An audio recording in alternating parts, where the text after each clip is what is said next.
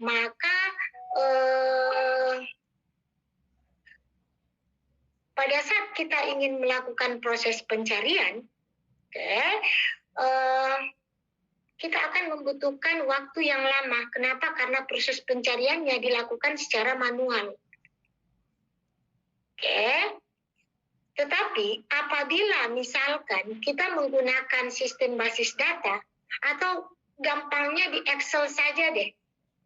Di Excel itu ada banyak kolom, misalkan ada 2.000 kolom, ada 2.000 atau 5.000 baris. Kalau kita mau mencari data satu-satu, kita mau mencari data, misalkan saya ingin mencari semua data guru yang mengajar, misalkan ada 5 siklus, saya mau mencari semua data guru yang mengajar di siklus pertama. Itu kalau misalkan kita mau mencari satu-satu kan membutuhkan waktu yang lama. Tetapi dengan menggunakan database, data yang sudah disimpan itu, maka kita tinggal mencari dengan menggunakan word key-nya, kata kuncinya seperti itu, gitu ya. Nah, berarti pada saat proses pencarian data, misalkan dengan menggunakan siap PPG itu tadi, maka proses pencarian itu akan lebih cepat dan akan lebih mudah. Kemudian tadi sudah saya jelaskan, kalau misalkan kita masih menggunakan cara-cara yang manual, data-datanya itu kan disimpan misalkan di dalam satu loker atau satu lemari, itu pasti membutuhkan ruang yang besar gitu. Apalagi misalkan jumlah anggota dalam satu komunitas misalkan bertambah setiap tahunnya. Kalau misalkan di UNM sendiri misalkan menerima misalkan 10.000 atau 6.000 mahasiswa di dalam satu tahunnya, bisa kita bayangkan kalau kita masih menggunakan cara-cara yang manual, maka kita akan membutuhkan tempat penyimpanan yang besar. Belum lagi mahasiswa yang sudah menyelesaikan perkuliahannya. Karena nanti akan ada data alumni. Jadi kalau misalkan Anda tamat, maka data Anda tetap tersimpan, tetapi bukan lagi disimpannya sebagai mahasiswa, tapi misalkan sebagai data mahasiswa. Kemudian yang berikutnya itu adalah berkaitan dengan keakuratan. Nah, berkaitan dengan keakuratan ini nanti di pertemuan kedepannya, minggu depan atau 2 pekan depan, itu ada yang disebut dengan redundansi. Jadi kita menghindari apa yang disebut dengan duplikasi data. Contoh misalkan, nama saya Maya Sari Wahyuni. Misalkan di PT IKA itu hanya ada satu orang yang bernama Maya Sari Wahyuni, dosen misalkan. Nah, kalau misalkan kita menggunakan yang konvensional seperti itu, maka ada kemungkinan orang yang sama itu memiliki lebih dari satu data. Mungkin ada yang menulisnya Maya Sari. Jadi Maya Sarinya bersambung, Maya Sari spasi Wahyuni. Atau ada yang menulisnya Maya Sari saja. Ada yang menulisnya misalkan Maya spasi Sari spasi Wahyuni. Maka kalau kita menggunakan model-model database, maka itu bisa dieliminasi. Jadi proses pencarian datanya itu akan lebih efektif. Kenapa? Karena proses keakuratannya itu juga bagus. Kalau misalkan kita pergi misalkan yang ke dokter praktek atau apapun itu yang masih menggunakan sistem manual, kalau misalkan kartu saya tidak didapat, dia sudah cari karena dia menggunakan lemari-lemari, dia menggunakan kartu-kartu manual itu kalau hilang, dia tidak sudah lama dicari, akhirnya apa? Dia akan membuat kartu manual yang baru. Sehingga yang terjadi adalah medical history dari seorang pasien itu tidak utuh terlihat. Kenapa? Karena terpotong oleh bagian yang lainnya yang tidak ditemukan. Nah, tujuan daripada basis data itu adalah untuk menghindari hal-hal seperti itu, salah satunya. Sehingga proses keakuratan dari satu objek atau satu individu itu bisa didapat dengan detail gitu. Kemudian yang berikutnya adalah berkaitan dengan ketersediaan. Jadi kalau ketersediaan itu dimanapun, kapanpun, ya, yang penting ada koneksi internet, gitu, maka kita bisa login masuk untuk melihat data apa yang kita butuhkan, login masuk untuk melakukan proses-proses yang kita inginkan. Saya kira sekarang kuota internet, pulsa HP itu adalah merupakan satu sudah masuk ke dalam kebutuhan primer. Lebih baik mungkin kita tidak makan siang daripada kita tidak memiliki kuota internet. Apalagi untuk Anda yang remaja-remaja milenial seperti ini atau milenial, karena kalau yang SMP itu kan Gen Z gitu ya.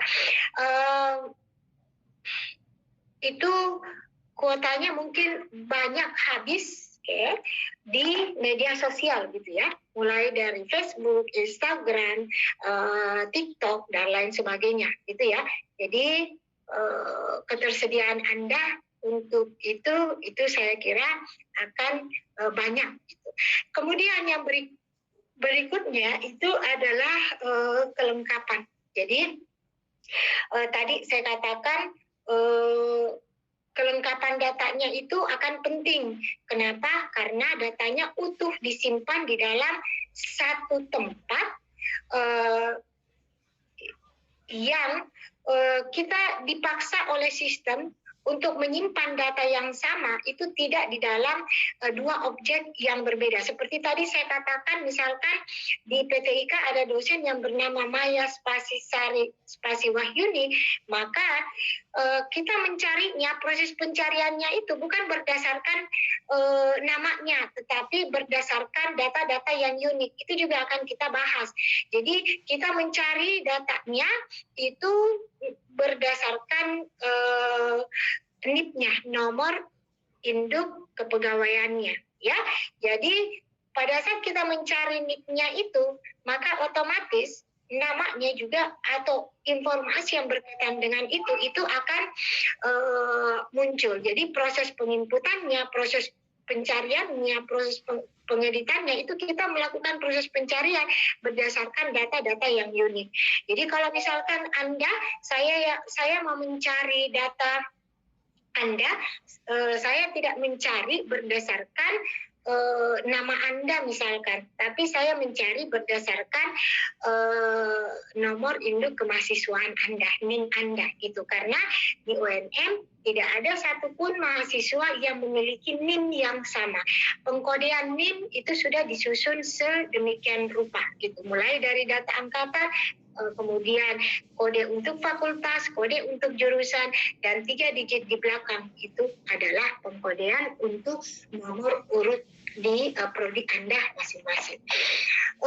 Kemudian yang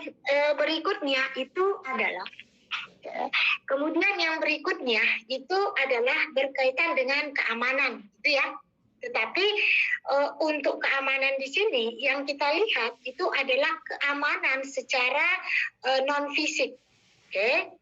Jadi keamanan secara fisik. Kalau misalkan keamanan secara fisik, misalkan terjadi banjir, kita tidak minta gitu ya, kemudian terendam gitu, atau ada yang bocor. Mungkin sekarang untuk mengantisipasi itu sudah di awal dilakukan, kita tidak pernah memasang server tempat untuk menyimpan data-data yang penting itu berada di lantai 1.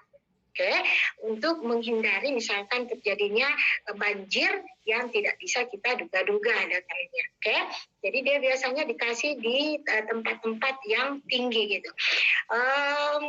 Jadi berkaitan dengan keamanan fisik, misalkan menghindari terjadinya banjir atau menghindari misalkan gempa bumi, sekarang kita sudah diberikan akses untuk menyimpan data secara cloud, sehingga itu makin meminimalisir terjadinya kerusakan secara fisik. Kalau secara non fisik ini masih terus terjadi sampai hari ini. Kenapa? Karena ini berkaitan dengan keamanan data.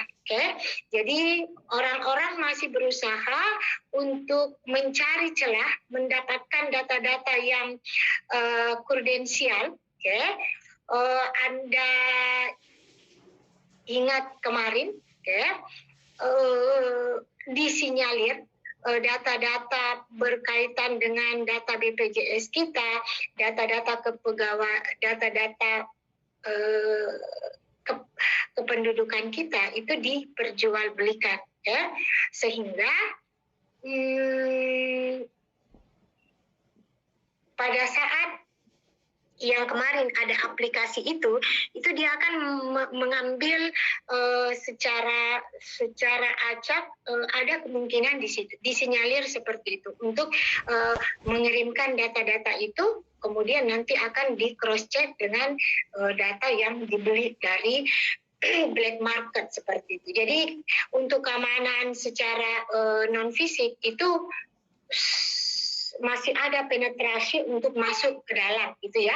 Keamanan yang di sini itu adalah keamanan yang diminimalisir, keamanan yang berkaitan secara fisik. Meskipun keamanan yang non fisiknya itu juga tetap menjadi perhatian kita gitu.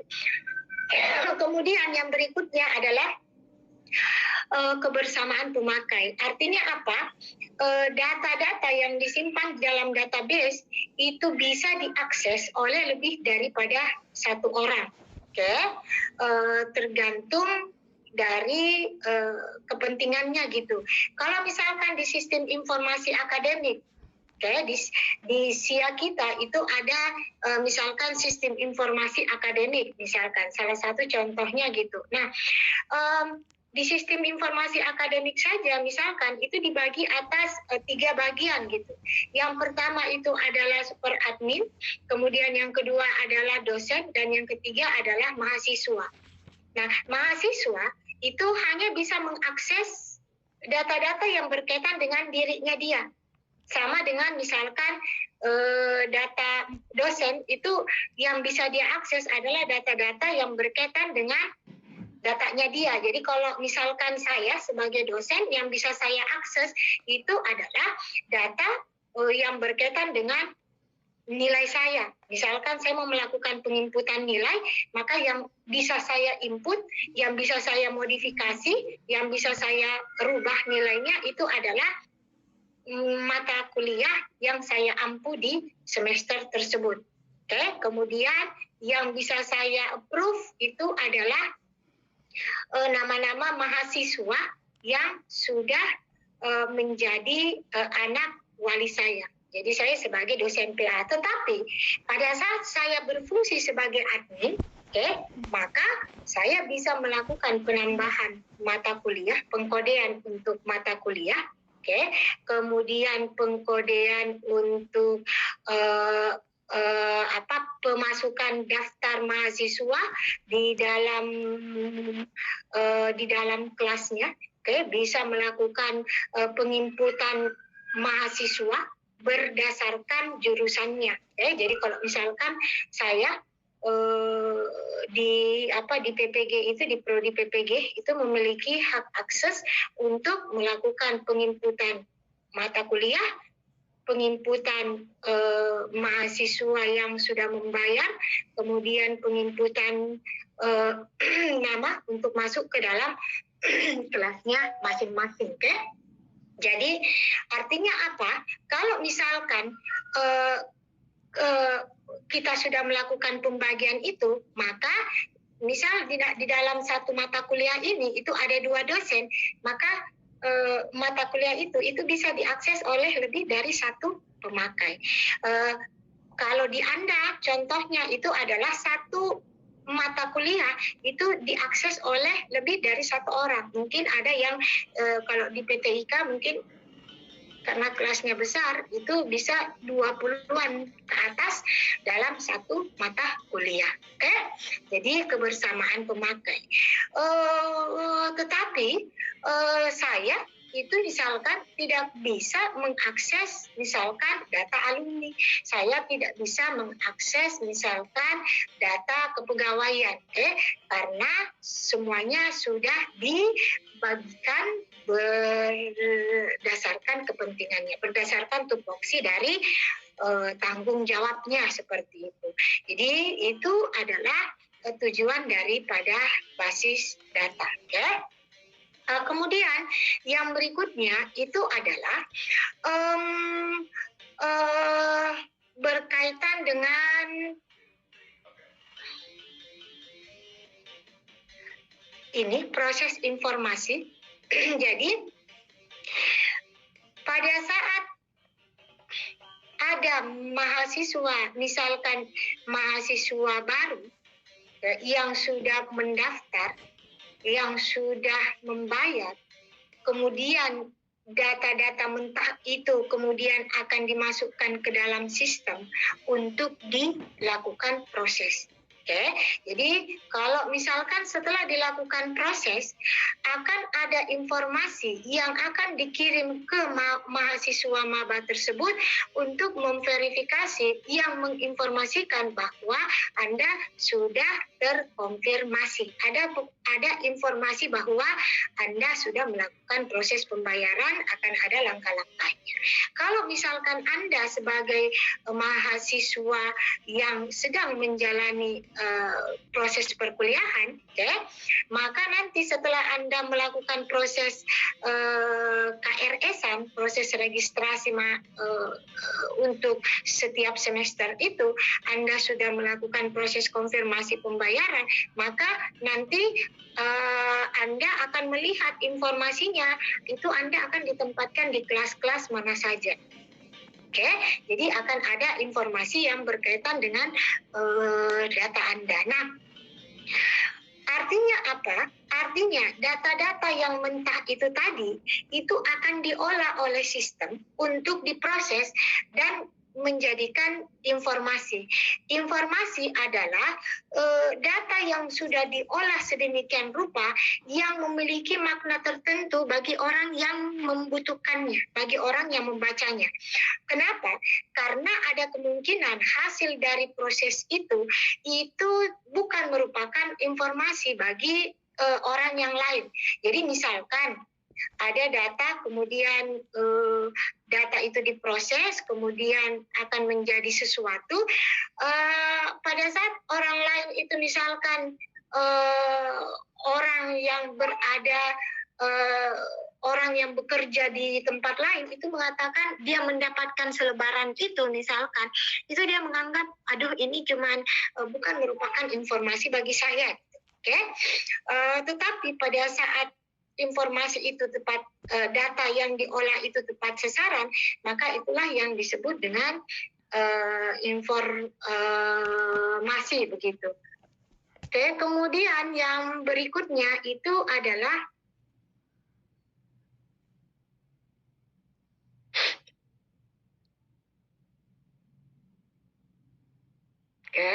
kemudian yang berikutnya itu kita lihat ini adalah definisi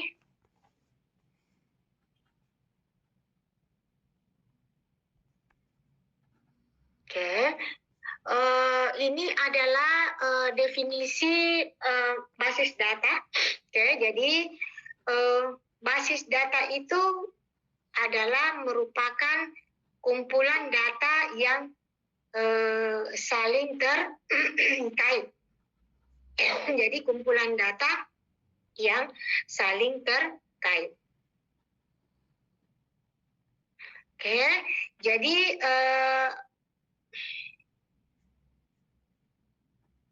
Apakah saya sudah menginstal ya? Kenapa saya selalu lupa? Tunggu sebentar. Duh.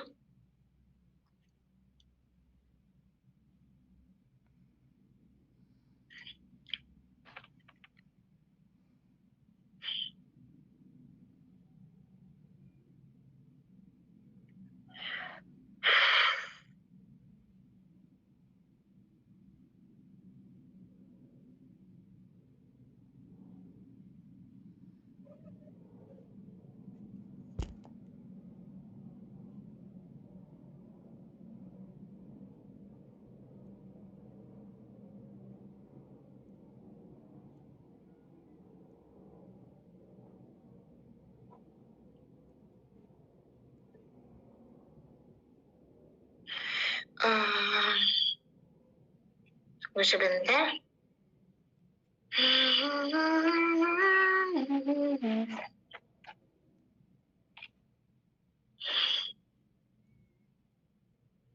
Oke. Saya mudah-mudahan bisa ya. Saya ambil dulu.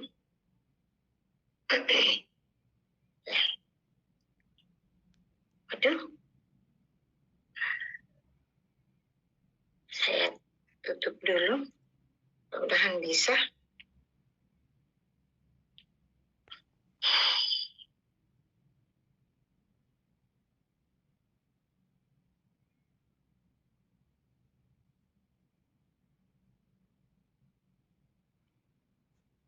Saya ternyata belum menginstal.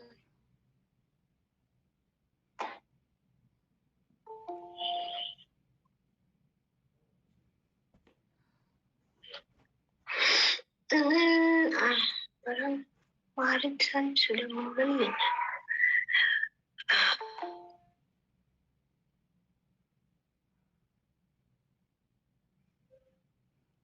Apa saya pakai akses yang kemarin ya? Oke. Berarti saya belum. Jadi sebenarnya ada yang saya mau perlihatkan kepada Anda gitu ya, tapi belum bisa di sini. Oke, jadi definisi basis data itu adalah seperti ini. Jadi antara satu bagian dengan bagian yang lainnya itu saling berkorelasi. Tunggu sebentar, saya lihat dulu.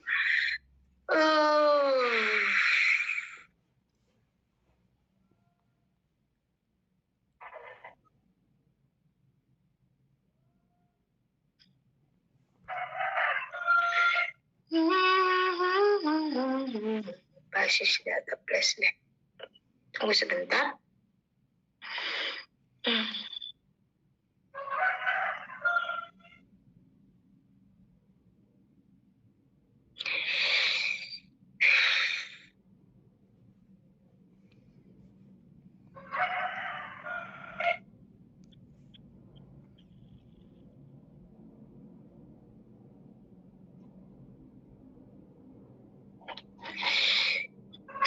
Oke.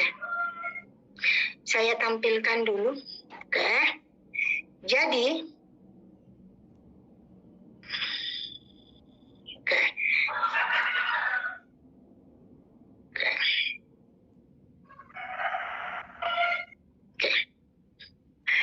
Jadi kita lihat tadi dikatakan basis data itu adalah kumpulan data yang saling terkait. Jadi kalau misalkan kita lihat di sini, ini secara praktikumnya ya. Jadi kalau misalkan di dalam satu sistem itu ada yang disebut kalau pada saat kita melakukan perancangan itu ini yang disebut dengan tabel. Antara satu tabel dengan tabel yang lainnya itu saling terkoneksi gitu. Kenapa? Karena ada data yang dialirkan, ada data yang dipertukarkan. Contoh misalkan, sebelum saya masuk ke sini supaya Anda mendapatkan gambarannya, pada saat Anda sebagai mahasiswa ini kemudian Anda melakukan proses perkuliahan seperti sekarang, maka absensi Anda saja itu terdiri atas nama Anda, oke? Itu dikaitkan dengan include dengan NIM-nya, kemudian nama mata kuliahnya, kemudian nama dosennya. Oke, sehingga Anda di SAMOKE misalkan bisa masuk tuh ke mata kuliahnya, kemudian Anda bisa masuk ke dosennya, nanti dosennya akan melihat ini apakah dia ada di kelas mana saja gitu ya, sesuai dengan kelas yang diajar. Nah, artinya apa? Artinya pada saat kita mau membuat misalkan absensi itu saja, maka kita membutuhkan satu tabel. Kita membutuhkan satu tabel untuk dosen, satu tabel untuk mahasiswa, dan satu tabel untuk mata kuliah. Belum lagi tabel transaksinya. Salah satu tabel transaksi adalah absensi. Jadi di dalam tabel mahasiswa itu tersimpan semua data untuk mahasiswa. Oke, di dalam tabel dosen tersimpan semua data dosen. Nanti data dosen itu akan kita filter berdasarkan fakultasnya, berdasarkan jurusannya, kemudian berdasarkan prodinya. Tetapi pada saat kita melakukan proses penginputan, tabelnya itu disimpan di dalam tabel dosen. Oke, nah tabel dosen ini itu tadi saya katakan ada misalkan NIP-nya, ada namanya, ada alamatnya, ada nomor HP-nya, itu dia disimpan di dalam kolom-kolom itu yang disebut dengan atribut. Oke, jadi contoh di sini ada tabel nota jual detail, ada nomor jual detail, ada kode barang, ada harga jual, ada jumlah jual. Oke, jadi satu kode barang ya, itu memiliki nota yang berbeda. Kenapa? Karena kalau misalkan kita membeli barang, kita membeli barang itu kan, saya misalkan membeli barang itu kan pasti ada notanya gitu ya, notanya kodenya berapa, barang-barang apa saja yang dibeli pada hari itu, bukan pada hari itu, pada saat itu ya. Harga jualnya berapa, satu kode barang itu memiliki nama barangnya, itu unik ya. Jadi kode barang itu milik dari satu nama barang. Jadi misalkan meskipun kecapnya dibagi-bagi, ada kecap Bango, ada kecap ABC dan seterusnya. Nah, setiap nama-nama kecap itu memiliki kode-kodenya tersendiri. Setiap kode itu pasti memiliki harganya masing-masing. Kemudian berapa nominal yang dia beli. Jadi misalkan saya membeli kode barang 1, kode barang 001 itu adalah kecap, misalkan kecap ABC, harganya berapa per itemnya, jumlahnya berapa, otomatis sistem akan melakukan proses perkalian. Untuk menghitung totalnya gitu. Nah, kalau kita lihat di sini, inilah yang disebut dengan database gitu. Artinya datanya itu disimpan di dalam satu-satu bagian ini. Data-datanya itu dikelompokkan berdasarkan fungsinya masing-masing. Kemudian yang berikutnya, data-data ini itu akan dipertukarkan. Data kode barang itu tidak diinput di sini. Tetapi data barang itu, semua data barang itu diinput di sini. Apapun nama barangnya itu diinput di sini. Kemudian tabel pelanggannya, data tabel pelanggannya itu akan diinput di sini. Jadi akan masuk ke sini sehingga nanti akan dilakukan proses pengiriman data. Jadi pada saat kita melakukan proses penginputan data misalkan di tabel kode barang, di atribut kode barang, di tabel nota jual detail, itu kita tinggal memasukkan kodenya saja. Otomatis pada saat kodenya didapat, otomatis nama barangnya itu akan diperoleh, satuannya juga diperoleh. Ini tabel barang ini juga bisa nanti dipakai untuk informasi data di gudang. Lagi berapa sih data di gudang? Apakah kita sudah siap untuk melakukan pemesanan atau tidak seperti itu? Oke, jadi antara satu bagian dengan bagian yang lainnya itu saling berkorelasi. Jadi kita lihat ini adalah definisi daripada basis datanya, kumpulan data-data yang memiliki fungsi yang sama itu saling berhubungan. Itu adalah definisi dari basis data. Ini tadi sudah saya jelaskan ya, yang tadi melakukan efisiensi dalam hal penyimpanan yang tadinya disimpan di dalam lemari-lemari arsip, lemari-lemari manual konvensional itu sudah diarahkan ke dalam bentuk lemari-lemari non fisik itu ya. Proses pencarian datanya juga akan cepat gitu. Sekarang yang berikutnya itu adalah level abstraksi. Level abstraksi terbagi atas 3 tingkatan. Yang pertama itu adalah physical scheme, yang kedua adalah conceptual scheme, dan yang ketiga adalah level view. Oke, level abstraksinya. Nah, sekarang kita masuk kepada bagian yang paling dalam dulu atau yang paling berdekatan dengan data, dengan tempat penyimpanan data kita, yaitu level physical scheme.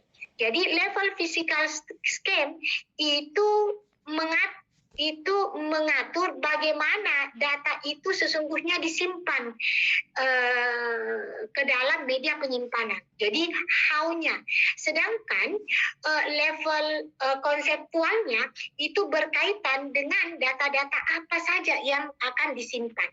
Jadi level fisik berkaitan dengan bagaimananya dan level konseptualnya berkaitan dengan data-data apa. Nah, untuk materi perkuliahan ini itu sebahagian besar kita akan bahas di bagian level konseptual. Jadi kemarin di pertemuan pertama sudah saya katakan bahwa sebelum kita melakukan proses pembuatan, maka kita harus melakukan dulu proses perancangan. Jadi blueprintnya itu ada. Contoh misalkan kalau saya membuat rumah, itu saya tidak langsung buat seperti itu saja. Saya harus buatkan dulu, saya harus siapkan dulu blueprintnya. Misalkan kemarin ruang tamunya mau ditempatkan di mana, kemudian kamar tidurnya seperti apa, dapurnya mau letakkan di mana, posisi penempatan misalkan di dapur untuk kompor dan lain sebagainya, saluran air itu seperti apa. Itu selalu harus ada gitu. Jadi level konseptual itu ada gitu. Misalkan saya mau melakukan proses pengecatan rumah. Saya sekarang rencana mau melakukan proses pengecatan rumah. Nah, saya harus cari tahu dulu, cat apa yang harus saya gunakan, cat untuk interior, cat untuk eksterior, kemudian cat untuk area-area yang kena air, cat untuk atap.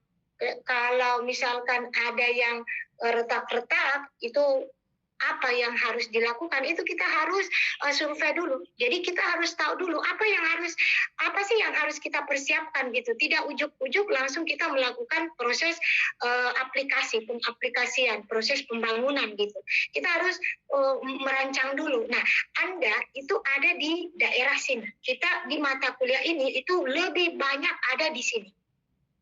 Jadi menjabarkan data-data apa saja sih yang disimpan gitu. Nah, kalau kita lihat data-data apa saja yang disimpan, inilah yang akan kita bahas di hampir sebagian besar materi ini. Berkaitan nanti untuk mendapatkan data seperti ini, kita perlu melakukan normalisasi dan lain sebagainya, itu yang akan kita bahas. Jadi, sebelum kita menggunakan salah satu bahasa pemrograman, jadi kita harus rancang dulu. Oh, kita akan membuat sistem informasi, misalkan pembelian gitu.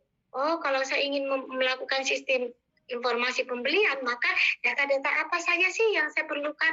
Oh, saya harus mengetahui, karena kalau saya pergi ke kasir, dia butuhkan barang. Oke, oh saya ingin menghitung otomatis itunya. Oh berarti dia membutuhkan berapa jumlah belinya. Oke, kemudian saya mau kalau misalkan pembeliannya itu secara online misalkan, maka mungkin kalau yang di toko-toko yang biasa seperti Satu Sama atau minimarket itu kan tidak ada tabel pelanggannya. Tapi kalau misalkan di toko-toko yang ini misalkan ada nota transaksinya atau ada tabel pelanggannya, boleh seperti itu. Oke, jadi itu nanti dia akan menginformasikan. Kalaupun Anda tidak mau, misalkan kalau seperti di toko-toko itu kan tidak ada tabel pelanggan, boleh di skip. Tinggal masukkan saja nomor notanya gitu. Nomor notanya nanti maunya seperti apa? Oh nomor notanya saya tidak perlu lagi masukkan. Otomatis sistem yang akan mengenerate sendiri dengan menambahkan satu digit terakhir pada saat ada pelanggan yang saya layani berikutnya. Otomatis tergenerate. Kecuali kalau misalkan sistem informasi untuk laboratorium. Kalau sistem informasi untuk laboratorium itu harus jelas, harus ada kode pelanggan, kode pelanggannya. Pada saat kita mendapatkan kode pelanggan, maka otomatis nama, alamat, telepon, kota dari kode pelanggan tersebut itu akan diperoleh. Itulah kenapa tadi tujuan daripada basis data salah satunya berkaitan dengan keakuratan. Kenapa? Karena tadi sudah saya katakan satu kode pelanggan itu harus dibuat unik gitu. Oke, satu kode pelanggan itu harus dibuat unik. Oke, tunggu sebentar.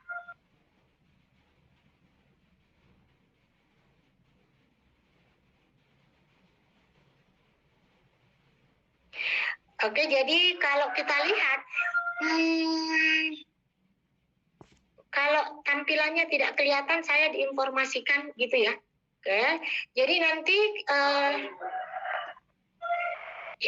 jadi nanti kita akan lihat bahwa ada nanti akan kita bahas seperti tadi selalu saya katakan ada yang disebut dengan primary key. Primary key itu adalah kunci unik gitu, yang tidak ada satu keanggotaan pun atau satu data pun yang sama. Oke, jadi misalkan NIM Anda itu adalah merupakan primary key, data yang unik.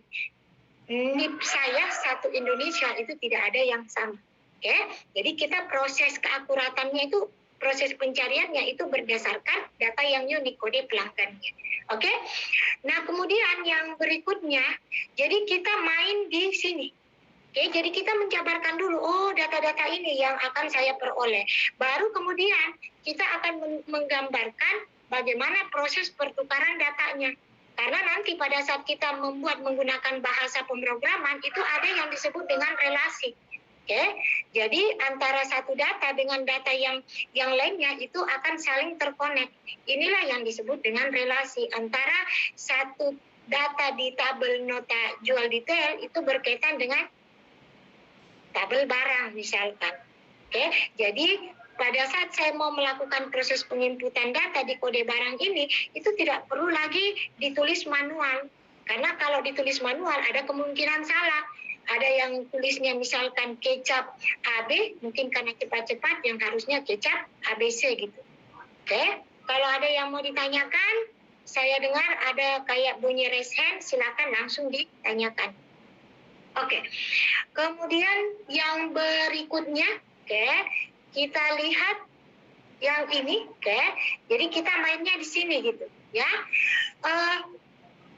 Kalau ini sudah selesai, oke. Kalau level konseptualnya itu sudah selesai, maka setelah kita tahu datanya adalah seperti apa, hubungan datanya seperti apa, maka kita sudah mulai untuk melakukan proses bagaimana data tersebut disimpan. Itulah saatnya kita menggunakan bahasa pemrograman. Nah, bahasa pemrograman itu banyak, tapi kita menggunakan nanti mungkin pengantar adalah dengan menggunakan PHP. Oke, tetapi bukan pemberi halaman palsu. Ya, jadi kita banyak bahasa pemrograman yang bisa kita pakai khusus untuk database. Oke, jadi ini nanti akan dijelaskan tidak secara rinci, tetapi hanya bagian pengenalannya saja. Oke. Kemudian bagian yang paling terakhir itu adalah level view. Jadi kalau level view itu adalah level yang paling atas. Kalau level yang paling atas itu sama seperti saya, pemakai. Anda pemakai untuk siap UNM. Jadi kita itu tidak perlu tahu bagaimana caranya ya saya bisa melihat data mahasiswa saya. Bagaimana sih caranya Anda bisa melihat mata kuliah Anda gitu. Bagaimana sih caranya Anda bisa melakukan KRS? Itu level penampakan. Okay? Bagaimana sih caranya orang yang di kasir atau apa itu bisa bisa tampilannya seperti itu kita tidak memikirkan itu. Kalau kita berada pada level view, ya. Yang penting adalah semua tools yang ada itu kita bisa gunakan. Itu ya untuk level view-nya. Nah, sampai di sini ada yang mau ditanyakan? Wahyuni, ada yang mau ditanyakan? Saya Bu.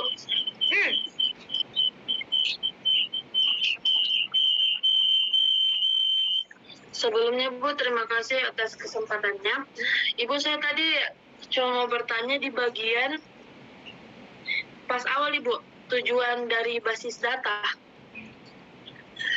Jadi Bu, mohon maaf Ibu, suara saya kedengaran? Iya, jelas. Begini Bu, seperti yang kita ketahui, UNM Parantambung itu sedang menguji coba kartu portal Ibu. Nah, tadi kan Ibu bilang ada yang kartu yang bisa hilang. Kalau kan kita pakai kartu portal, dia bisa hilang dan serusak dan harus, kalau misalnya itu terjadi, kita harus membuat ulang.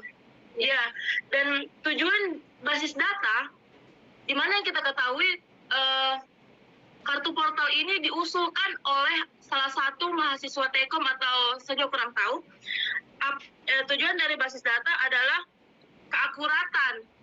Jadi kayak menghindari hal-hal seperti itu, seperti yang Ibu bilang tadi. Apakah kartu portal ini tidak menggunakan basis data, Ibu? Maksudnya tidak menggunakan? Iya, pakai. Jadi begini, pada saat Anda melakukan proses pembuatan kartu itu data Anda, data dari kartu itu sudah dimasukkan ke dalam basis data. Ya, jadi maksudnya bukan kartunya, tetapi informasi dari kartu itu sudah dimasukkan ke dalam basis data. Jadi di dalam kartu portal itu akan ada kode Anda, kode portalnya. Pada saat kartu itu Anda masukkan, Anda baca di sensor itu, maka sensor itu akan meneruskannya ke dalam sistem untuk dicocokkan apakah benar yang si empunya kartu ini gitu. Karena ada kemungkinan begini. Kalau misalkan kan kartu itu kan bisa diduplikasi. Iya kan? Kita bisa buat gitu. Nah, kalau informasi dari kartu itu tidak connect ke dalam basis data, maka kartu itu tidak memiliki fungsinya apa-apa gitu. Jadi kartu itu nanti orang yang di bagian loket harus ada lagi orang yang mengawasi untuk memverifikasi kartu Anda secara manual. Jadi tujuan daripada pembuatan kartu itu kan yang pertama supaya untuk mempercepat proses masuk keluarnya orang-orang yang memang memiliki hak di situ untuk bisa masuk seperti itu. Nah, pada saat kartu itu dibaca, maka ada sensor yang akan membaca itu data itulah yang akan dikirim. Jadi sama seperti KTP. Bukan, sama seperti kartu ATM. Oke, pada saat saya memasukkan kartu ATM itu, oke, maka kartu ATM itu kan ada chipnya di dalam situ, ya kan? Itu yang akan mengirimkan datanya itu untuk dibaca gitu. Oke? Jadi itu pasti menggunakan basis data. Kalau tidak menggunakan basis data, maka kartu yang Anda pakai, kartu portal yang Anda pakai itu akan sia-sia gitu. Oke? Karena proses pengecekannya itu masih dilakukan secara manual. Oke? Padahal fungsi daripada kartu itu adalah untuk meningkatkan ketelitian. Oke? Untuk meningkatkan ketelitian dari orang yang menggunakan kartu itu. Proses verifikasinya menjadi lebih teliti dan lebih cepat gitu. Oke? Jadi sebenarnya kartu portal itu ya itu fungsinya kan. Kalau kita tidak tahu siapa yang masuk, kalau tidak ada pakai kartu portal kan semua orang kan bisa masuk itu ya. Ya, tetapi kalau ada kartu portal paling tidak meminimalisir tugas daripada Pak Satpam yang ada di depan gitu. Mungkin yang tamu-tamu yang dari luar saja yang akan dia verifikasi, yang memang yang tidak memiliki kartu itu gitu. Tetapi kalau Anda itu banyaknya mahasiswa yang harus keluar masuk begitu, apalagi yang masuk itu yang harus diverifikasi gitu kan. Jadi akan jelas gitu. Kapan masuknya, kapan keluarnya, di tanggal berapa dia masuk, di tanggal berapa dia keluar, itu kan akan terverifikasi semua. Oke? Jadi itu pasti ada basis datanya di dalam. Oke. Ada lagi yang mau ditanyakan, Wahyuni? Tidak ada, Bu. Oke, baik. Ada lagi, Alif? Nur Alif Hidayatullah. Ya, Bu. Ya. Sebelumnya terima kasih, Bu. Pertanyaan saya, Bu, yang di keamanan security tadi, Bu. Misalkan, Bu, ada orang iseng, Bu, nggak tahu black hacker atau bagaimana yang hacky, Bu. Misalnya, Bu, data pribadi, Bu. Terus itu cara kembalinya, Bu, bagaimana? Supaya normal lagi, Bu. Jadi sebenarnya begini, di mata kuliah keamanan data itu ada yang salah satu konsepnya itu ada yang disebut dengan teknik enkripsi. Jadi kita melakukan proses yang disebut dengan penyandian. Oke? Kemudian untuk mengembalikannya itu ada yang disebut dengan proses deskripsi gitu. Jadi mungkin bagi Anda yang pernah melihat ada yang disebut dengan tanda tangan digital gitu ya, itu adalah salah satu bentuk dari keamanan datanya. Nah, kalau misalkan pertanyaan Nur Alif seperti itu, artinya sistem kita itu dibobol, maka yang perlu kita perhatikan sebenarnya banyak yang harus dilihat dulu ya. Apakah memang pada saat terjadi pembobolannya itu masuk memang lewat jalur yang valid gitu. Biasanya sih lewat jalur yang valid, artinya apa? Yang di hack itu memberikan data pribadinya, baik secara sadar maupun secara tidak sadar gitu. Oke? Jadi dia memberikan misalkan PIN-nya gitu ya, dia memberikan data-data yang krudensial seperti itu, sehingga itu bisa dipakai. Meskipun memang ada proses untuk penambahan. Jadi kalau yang dulu yang sebelum kartu ATM itu dirubah menjadi chip, itu masih ada yang mencoba untuk menggunakan sensor untuk membaca datanya gitu ya. Oke, nah tinggal dia butuhkan apa? Yang dia butuhkan itu adalah data yang berkaitan dengan sandinya gitu. Oke, nah itulah yang coba untuk dibobol seperti itu. Oke, nah dengan berbagai cara. Oke. Kalau misalkan sekarang kita lebih banyak pakai misalkan m-banking, maka dia bisa masuk ke WA, ya. Dia pakai yang aplikasi APK yang seperti yang kemarin yang lagi booming seperti itu gitu. Tetapi itu nanti akan kita cari sebenarnya itu pekerjaan daripada back end gitu. Orang yang bekerja di bagian back end untuk melihat sistem sekuritasnya itu jebolnya nanti dia di mana gitu. Oke. Tetapi makanya saya selalu mengatakan untuk masalah keamanan jaringan, kalau saya mengajar itu kita tidak bisa dengan gumawa begitu mengatakan bahwa sistem yang saya bangun, sistem yang kita rancang itu aman 100%. Semakin kita mengatakan bahwa sistem kita itu aman 100%, maka semakin orang mau tahu seberapa aman sih datanya seperti itu. Gitu ya. Oke. Jadi itu tetapi meskipun makanya memang orang yang di bagian keamanan itu kadang-kadang santai, kadang-kadang tidak gitu ya. Karena ada saja dalam setiap waktu tertentu itu orang mau mencari data-data yang penting di situ. Jadi sistem sekuritasnya itu harus berlapis begitu. Ada berbagai macam model enkripsi, mulai dari yang 1 atau 2 kata kunci itu biasa orang memberikan sistem keamanan yang berlapis gitu, untuk menghindari itu gitu.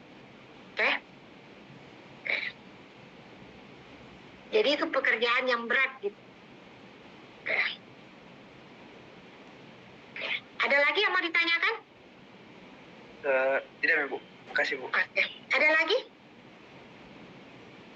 Oke, Aidil. Ya, Bu. Makasih, Bu. Aidil Febriansyah. Kau lahir di bulan Februari? Iya, Bu. Tanggal berapa? 2, Bu. Lewat nih. Oke. Di matkul ini bakal coding orang ini, Bu? Pengantar saja. Pengantar biasanya kalau saya setelah paruh kedua. Jadi paruh pertama itu kita betul-betul sampai dengan setengah paruh kedua itu kita fokus ke perancangan. Nanti setelah itu baru kemudian kita akan membahas introduction mengenai bahasa pemrogramannya. Yang kita pakai terserah dari dosennya, tapi biasanya yang dipakai itu adalah PHP. Oh iya, Bu. Makasih, Bu. Iya. Begini, kenapa perancangan? Mungkin di kelas ini sudah saya jelaskan. Kadang-kadang kalau saya kadang-kadang kalau saya menjadi penguji atau pembimbing di satu tugas akhir mahasiswa, itu antara perancangan dengan apa yang hasil perancangannya itu lari. Tidak ada yang kena gitu. Oke? File jumlah, contohnya saja, jumlah file yang ada di dalam pembuatan programnya, jadi di level physical view-nya itu tadi itu tidak tersinkron dengan di level konseptualnya. Jadi di level perancangannya itu tidak konseptual. Oke? Artinya apa? Artinya dia membuatnya ya seperti itu saja. Dia tidak memahami konsepnya. Padahal kalau kita bekerja dalam bentuk tim, karena nanti pada saat misalkan Anda bekerja di bidang IT untuk perancangan, itu kadang-kadang orang yang bekerja yang merancang di awal dengan yang mengaplikasikannya itu pasti ada komunikasi. Sama dengan kalau kita membangun rumah, ada arsitek yang membangun rumah, kemudian nanti akan ada tukang atau ada mandor, itu harus ada kerjasamanya. Oh, nanti ini seperti ini anunya nanti jadinya seperti ini. Kira-kira komunikasinya seperti itu. Jadi pada saat kita melakukan perancangan database dengan orang yang membuat aplikasi dengan menggunakan salah satu bahasa pemrograman, itu akan beda gitu. Kalau tidak ada perancangan atau salah atau kurang tepat perancangannya, nanti orang yang buat aplikasi ini mengatakan, apa kerjanya ini orang yang perancangan. Nah, kalau begini, kita tidak tahu apa maunya. Nah, dia yang turun ke lapangan, dia yang tahu seperti apa maunya user, seperti itu. Itu kan pada saat kita membuat satu sistem, kita harus tahu dulu apa sih kebutuhannya. Jadi contoh misalkan, sistem informasi akademik itu hampir semua sudah ada di universitas-universitas negeri. Oke? Sistem informasi akademik di UIN dengan sistem informasi akademik di Unhas, dengan sistem informasi akademik di UNM, itu datanya sama. Yang beda apa? Yang beda tampilannya. Yang beda tampilan output akhirnya. Pada saat tampilan output akhir, maka hubungan antara tabel di dalam database itu juga pasti akan berubah, gitu. Akan berbeda. Saya sudah pernah melihat sistem informasinya UIN, sistem informasinya proses KRS-annya di Unhas, kemudian di UNM itu beda tampilannya. Data pasti sama, pasti ada data mahasiswa, pasti ada data dosen, pasti ada data KRS. Cuman yang membedakan apa? Yang membedakan adalah isi dari misalkan mata kuliahnya, tampilan daripada output yang akan ditampilkan baik itu di layar maupun di cetakan itu akan berbeda. Saya maunya misalkan universitas A, saya maunya yang modelnya seperti ini, saya tidak suka yang seperti itu. Itu kurang tepat untuk diaplikasikan di universitas saya. Mungkin seperti itu. Jadi data bisa hampir sama, tetapi yang itu tadi yang saya katakan koneksi atau hubungan antara ini, antar data ini itu yang akan berbeda. Antara satu institusi dengan institusi yang lainnya. Ada kemungkinan datanya sama seperti itu. Ada lagi yang mau ditanyakan? Fadhil Hani, Muhammad Fadhil Hani. Silakan. Jangan dulu, Alif dulu. Ada yang mau dikonfirmasi ulang berkaitan dengan tadi? Tidak, Bu. Oke, baik. Fadhil Hani, silakan. Terima kasih, Bu, atas kesempatan yang diberikan. Iya. Saya kan mau tanya tentang tujuan basis data tadi itu kan kecepatan dan kemudahan tuh, Bu. Yang pertanyaan saya tuh gimana ngatasinnya kalau soal server yang down gitu, Bu? Oke, jadi sebentar ya.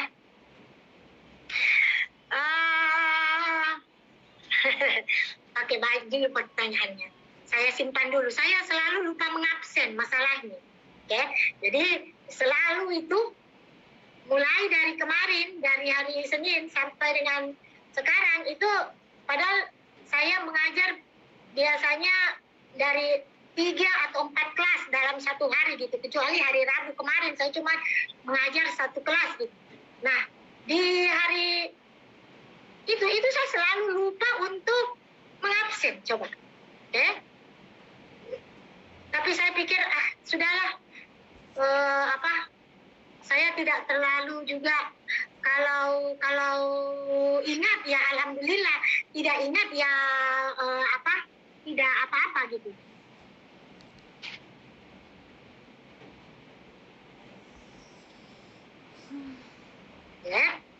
Sabar, saya absensi dulu.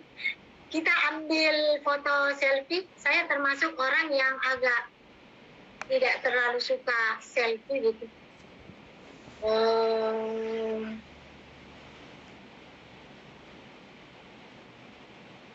Tunggu sebentar.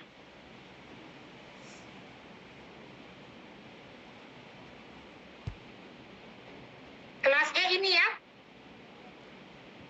Iya, kelas E ya? Iya, Bu.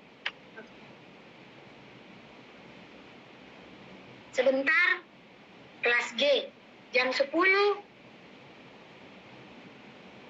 saya mengajar mata kuliah lain lagi.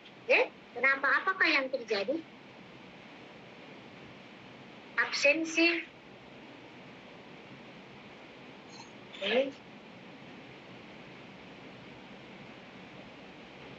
Tunggu sebentar.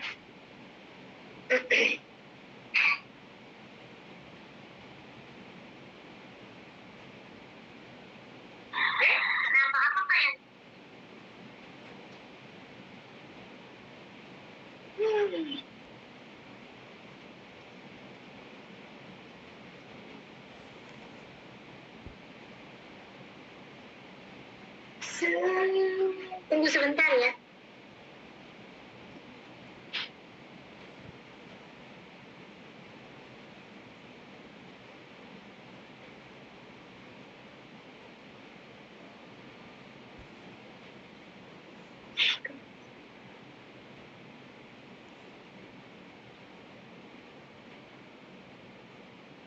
Oke, baik.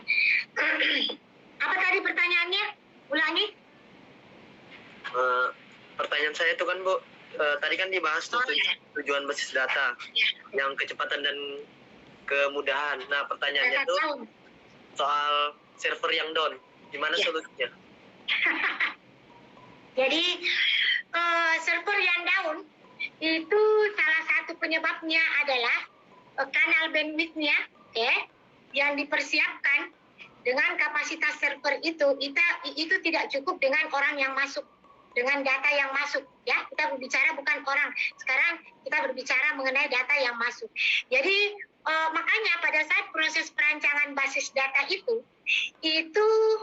ada kita merancangnya itu pada saat data flow diagram itu kapan peak season-nya gitu. Sehingga dari peak season itu kita akan tahu kira-kira kebutuhan bandwidth kita itu seberapa gitu. Oke, di saat-saat kapan itu bisa dalam bentuk peak season gitu. Nah, mungkin biasanya kalau misalkan kita menganggap bahwa itu tidak terlalu krusial, dibanding dengan kita menyiapkan bandwidth yang besar, yang hanya dipakai 1 atau 2 kali seperti itu, karena untuk penyiapan itu kan pasti berkaitan dengan dana gitu ya. Mungkin yang di peak season Anda itu adalah pada saat penerimaan misalkan mahasiswa baru gitu ya, atau proses. Kalau di UNM saya kira tidak, tetapi kalau misalkan pada saat proses pendaftaran SBMPTN, SNMPTN di detik-detik terakhir itu pasti biasanya akan terjadi crash.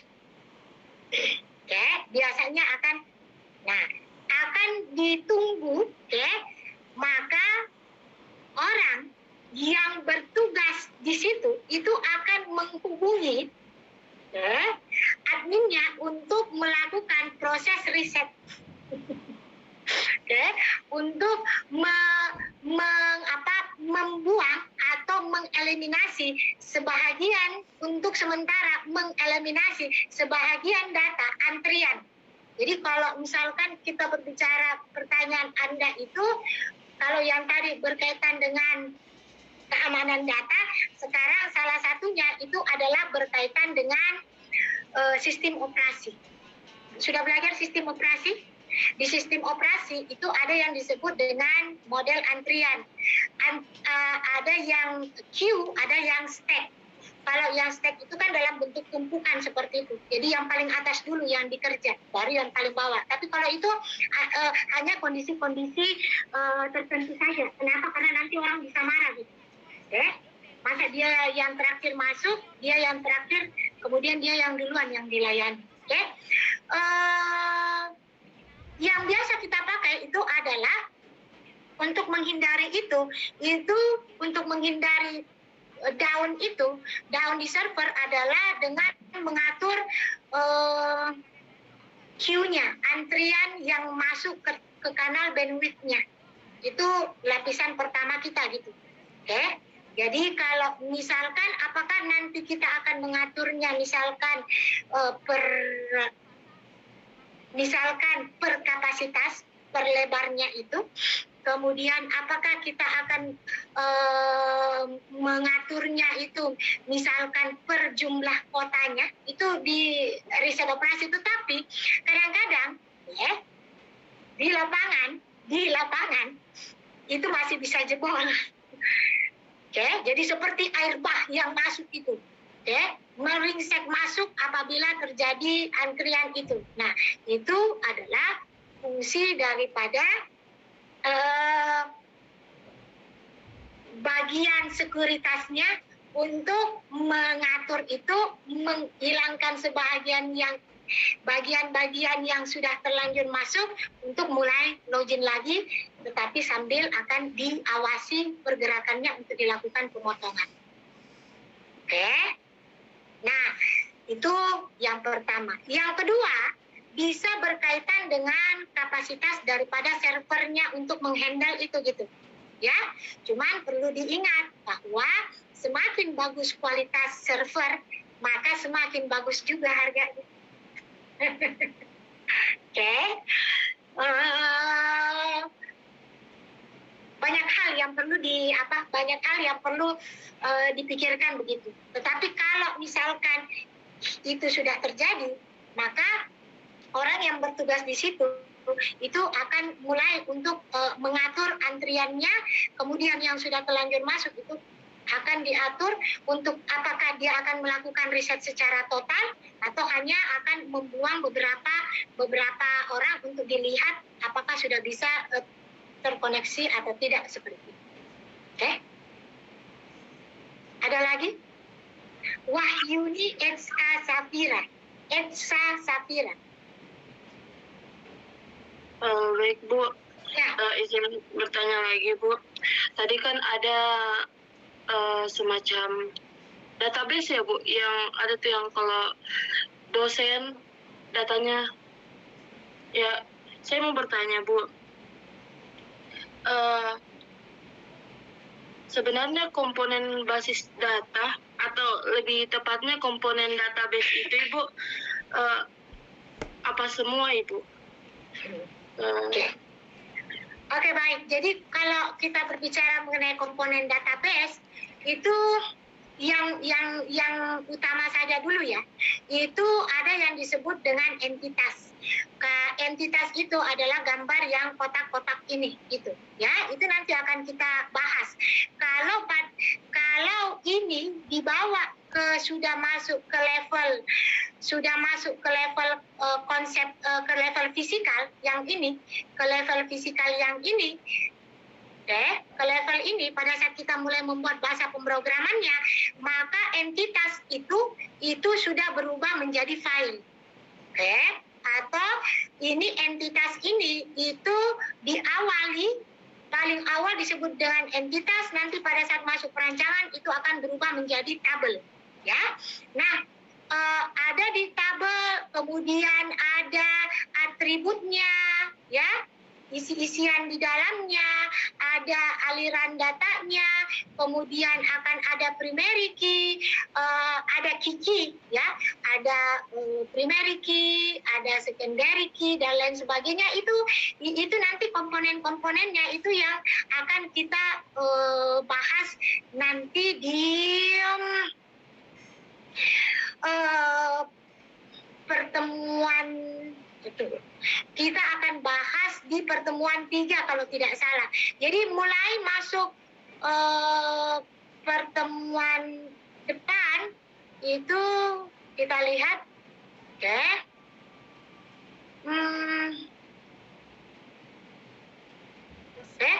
Jadi kalau saya tampilkan datanya,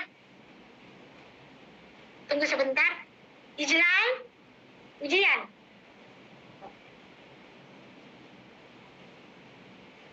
Apa? Kenapa? Itu ada anunya Ibu Misra di grup. Itu ada anunya Ibu Misra di grup. Oke. Jadi kalau kita lihat ini nanti pertemuan 3 dan 4 itu nanti kita sudah masuk ke dalam perancangannya gitu ya. Perancangan konseptualnya gitu. Oke. Tapi untuk pertemuan 3 itu baru pertama gitu ya, baru di awal. Kemudian nanti kita sudah mulai masuk ke dalam komponen-komponennya ini ya. Ini akan kita bahas sampai lengkap karena atribut juga ada beberapa macam. Kemudian relasi kardinalitas itu kita akan mulai bahas gitu. Ini pertemuan 3-4. Kemudian pertemuan yang kelima ya, itu kita mulai masuk ke bagian yang lebih dalamnya, bagaimana supaya itu tadi redundansi, keakuratannya itu bisa tercapai gitu. Ini yang akan kita bahas. Nanti kita akan melakukan diskusi yang panjang. Saya senang dengan kelas ini. Kenapa? Karena banyak yang ingin diketahui gitu. Meskipun ini cuma 29 slide, tetapi kadang-kadang ini saya potong gitu. Kenapa? Karena saya hanya tahan untuk melakukan diskusi itu, ceramah untuk saya berbicara itu hanya 1 jam saja gitu. Setelah itu saya sudah capek gitu untuk nanti kita tinggal diskusi gitu, oke? Yang pentingnya. Jadi itu yang akan kita bahas, komponen-komponennya. Tenang saja, kita akan membahasnya step by step. Kita step by step. Saya lebih senang kita step by step. Ya, kalau terlalu ini nanti bingung gitu arahnya. Kita akan mempelajarinya secara tepat sampai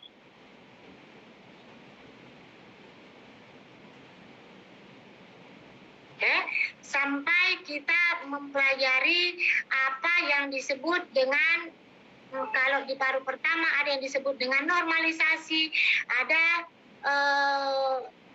nanti normalisasinya itu setelah mata kuliah, setelah siklus pertama ya, setelah sesi pertama ini yang sampai 8 pertemuan. Mungkin kita hanya sampai di sini saja, mudah-mudahan bisa sampai di sini. Yang diagram alir datanya. Ini yang diagram alir data yang ini tadi, yang Anda lihat ini adalah diagram alir datanya. Ini akan dibahas untuk 1 pertemuan. Bagaimana cara melakukan perancangannya. Itu diagram alir datanya ini kelihatan di level konteksnya. Ini adalah level konteks, itu isinya di dalam itu juga harus digambarkan sebagaimana seperti ini, untuk DFD level-level yang di bawahnya gitu ya. Ada lagi yang mau ditanyakan? Tidak ada? Oke, baik. Jumlah mahasiswa yang masuk hari ini itu adalah 29 orang. Baik, saya mulai untuk melakukan absensi ya. Yang pertama Andi Isratul Hairia Ahmad Y.